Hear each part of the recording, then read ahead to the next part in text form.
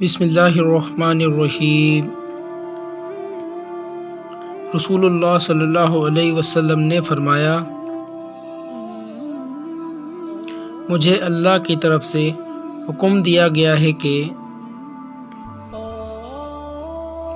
لوگوں سے جنگ کروں اور اس وقت تک کہ وہ اس بات کا اقرار کر لیں کہ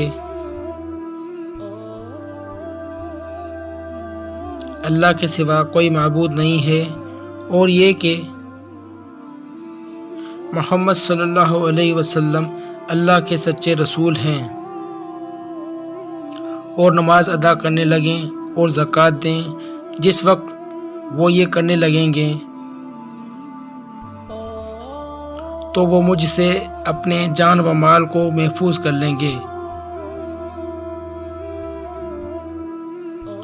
سوائے اسلام کے حق کے۔ رہا ان کے دل کا حال تو